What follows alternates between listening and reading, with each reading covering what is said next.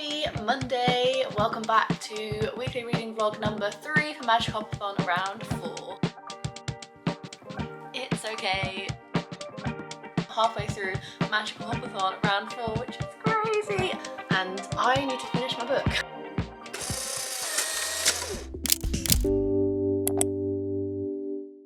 Hi guys, welcome back to my channel and welcome if you're new. I hope you're all doing well and welcome back to another weekly reading vlog.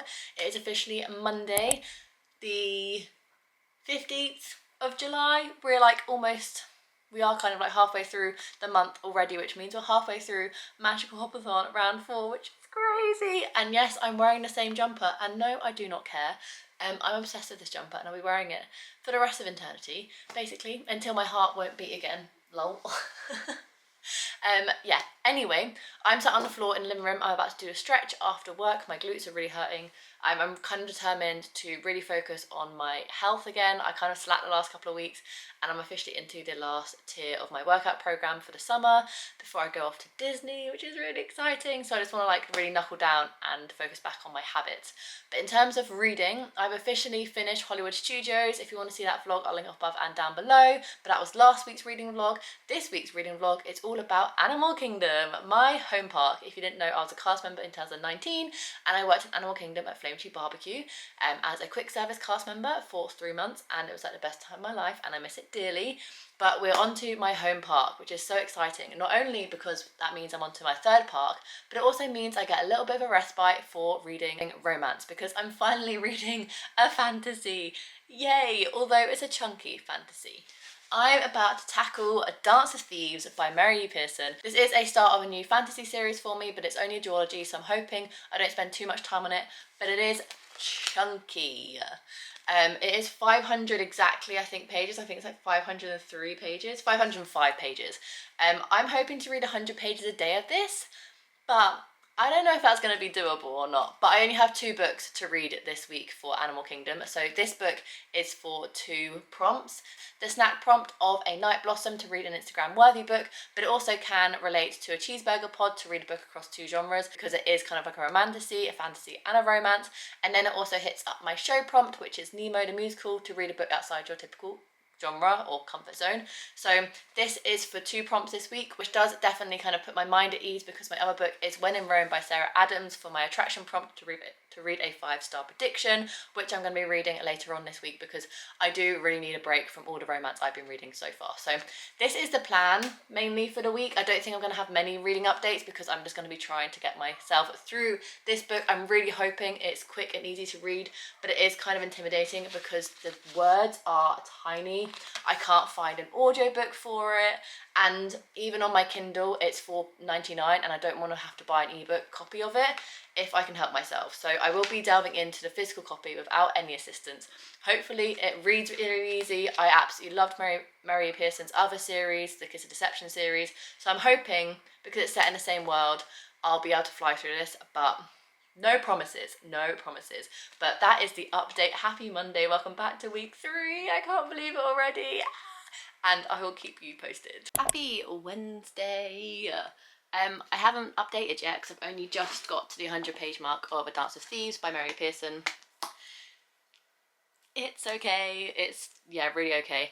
What I'm struggling most with is the density of it. Obviously, I've binged loads of fantasies the last couple of weeks, so changing the pace and going to a fantasy and not reading as quickly is really putting me off reading this book, which is not great for a readathon. Another kind of thing that's throwing me off a little bit is that the actual pacing of the novel feels weird and how rushed it feels. And I understand there needs to be world building, and there is world building, but not in a way that makes sense in my brain.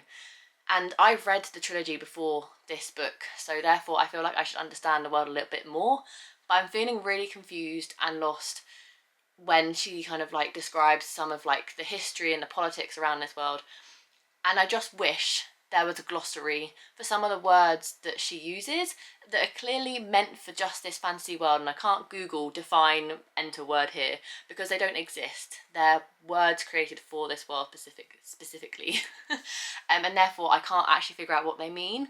And so therefore I've come to like make notes on my phone just so I don't get too lost in who's who, because there's a lot of characters, and some of like the history and the politics around this world. So it's taking a lot of brain power to read this book, and I'm enjoying it. I'm definitely enjoying two main characters, but I don't really feel a connection to it yet, and I definitely obviously feel like I'm literally a fifth of the way through. There's time for me to develop more feelings towards these two characters, and when it is just about these two main characters, it basically follows our two main characters told in dual perspective, Cassie and Jace. Cassie is a thief and a private guard for the queen of one kingdom on one side of the world, and then you have Jace, whose father has just died, who was the leader of the other kind of like kingdom. So he's now taken the lead, and he is now the prince and the leader of the other kingdom, and they both kind of like get stuck in a sticky situation and end up falling into each other's kind of like orbit, and it's kind of like enemies to lovers, which I do enjoy in fantasy, but there hasn't been much enemy before the lovers has begun, if that makes sense. So the pacing just feels a little bit off for me. I really wish there was a glossary of words that I feel like I should know, but there is no kind of like explanation for them, and it's just okay, and it just feels really depressing that I'm reading this book so slowly. I read 30 pages of it on Monday. I read 80-ish pages of it yesterday. I'm on page 118 out of 505. I need to get this book read by Friday to stay on track with my magic copy on TBR, and I'm a little bit worried that I'm going to start falling behind with Animal Kingdom. We'll see. I'm not going to be a defeatist just yet.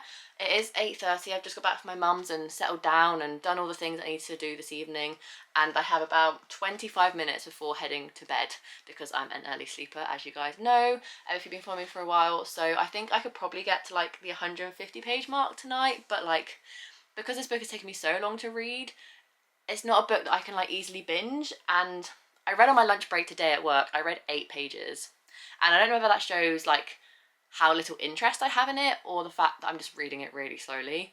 So yeah, that's where we're at. I'll keep you posted. Hopefully I'll come in again and say, oh my god, like it's really picked up, but I'm not so certain, so I'll keep you posted.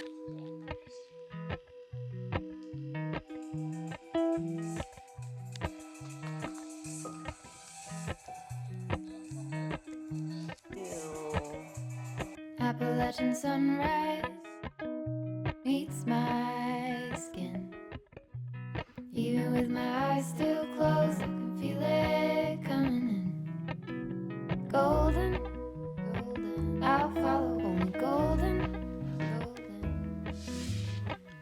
Oh, Happy Saturday. Mark is mowing the lawn and I need to finish my book. This has definitely been my weakest reading week so far during Magic Hopathon, and annoyingly, I'm coming down with my third cold in about 6 weeks.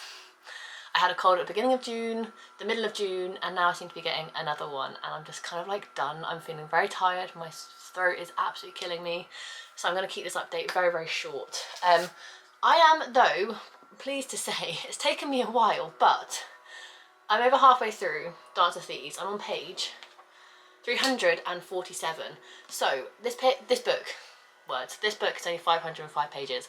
I think if I put my mind to it today and I don't feel too shit, I could finish this book today, which would be so ideal, because then I will still have time to read my other book for Animal Kingdom, which is When in Rome by Sarah Adams, which is for the attraction Flight Passage to read a 5-star prediction. It's a romance. It is nice and small. It's like barely 300 pages. It's like 305 pages. If I could binge this all tomorrow, if I can finish this book today, and I would still be on track to completing this readathon as I intended, which would put my mind massively at ease going into the last park for Epcot. So that is kind of like the plan. In terms of like my enjoyment of this book, it's fine. It is what it is. I'm still kind of like baffled by how this author thinks that the world is developed enough for you to understand what's truly going on and the reasons why the characters are doing what they're doing. But when you don't really think about the politics in the world, the characters are good. And that is the reason why I'm continuing to read, because I'm enjoying the character relationships and the character development. But I'm still very confused about the actual task that our main character Cassie has been set on by her queen, which has led her to Jace's kingdom, and they're kind of like rivals. I'm still confused about that. I kind of get the gist. They're basically hunting for this mysterious man who's basically a criminal, but I don't really know the ins and outs of it. And I don't know if that's just because of me or because of the writing style. I want to kind of say the writing style, because I've loved this other author's trilogy, the Kiss of Deception series, so it's not like I'm going into this author for the first time. I know that she can create a world. I know that I can understand a world that she creates because I've absolutely adored the Kiss of Deception series. So I really just do feel like it's the book and not a me problem, but I could be naive. I don't know. I don't read a lot of fantasy, so this book could just be a fantasy that isn't for me because it very much is very political based and very world building based, and a lot of that is going over my head. So I don't really know whether it's an author problem or a me problem, but it's fine. It'll probably get like a 2.5 to 3 star depending on the ending. It is a duology, so I feel like it's going to be left on a cliffhanger. And once I got past like the 200 page mark, it definitely kind of like picked up, and I definitely kind of like felt a little bit more invested than I was at the beginning. But the first 150 pages was such a slog. But I'm really hoping that the last 150 pages can go a little bit quicker and I can get this book finished today. So that is the plan. F1 is on, hence why I'm wearing my McLaren t-shirt. The F1 is on at 2. It's the Hungarian Grand Prix this weekend. So I'll be watching that with Mark. Depending on how I'm feeling, I'll most likely have a nap at some point. There's a lot of chores to get done this weekend, but I'm just going to like relax today and try and recover as much as possible, and hopefully I'll feel better tomorrow. But I just feel very, very exhausted today. It didn't help that yesterday we had like a mini heat wave in the UK. It hit 30 degrees, so therefore trying to sleep at night wasn't really ideal, so I haven't had the best night's sleep either.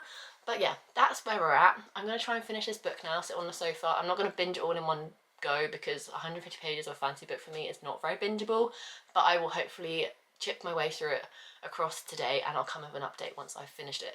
Fingers crossed. Come on, I can do this.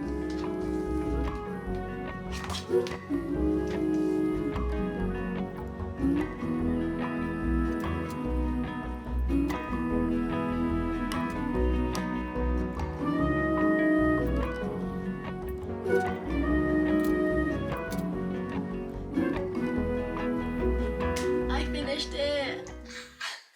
All 500 pages finished.